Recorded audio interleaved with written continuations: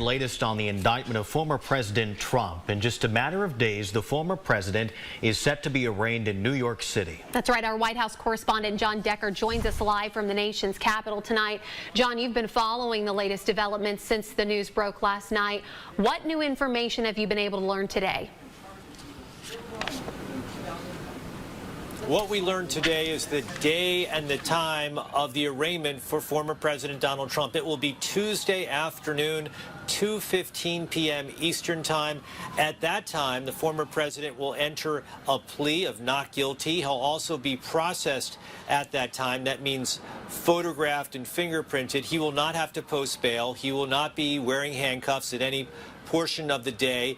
He will be released on his own recognizance, so after going through all of this, and likely at the end of the day heading back down to his home in Florida. He will return to Manhattan, however, for any pre-trial hearing that requires his presence. So that will all happen on Tuesday. That indictment still sealed at this moment, and it will be unsealed during the course of the arraignment for the former president. And Jon, how is the former president responding to all of this, and also how are lawmakers reacting on both sides of the aisle? Blake, almost an immediate reaction from former President Trump on his social media site, Truth Social. He spoke about how he believes this is a witch hunt.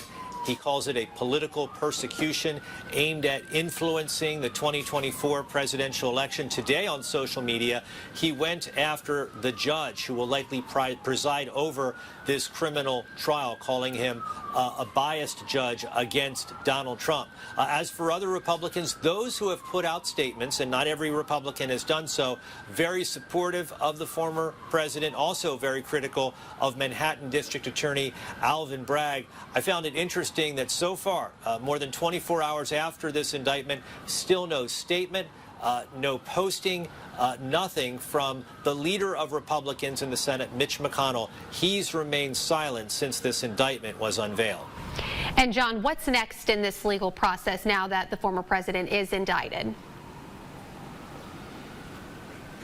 Well, after Tuesday, and we get a better sense about what these charges are, specifically what evidence has been brought before this grand jury that led to this indictment, it will give a better feel for the lawyers representing Donald Trump, the case that they have before them, and figuring out what kind of defense they can present as it relates to representing their client. They most certainly will file motions to dismiss this case, and we'll see where that goes.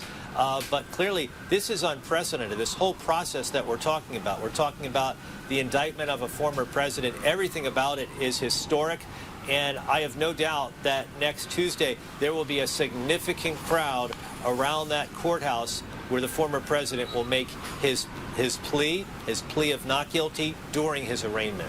All right, Jon Decker joining us from the White House there, our Washington bureau chief. Jon, our thanks to you.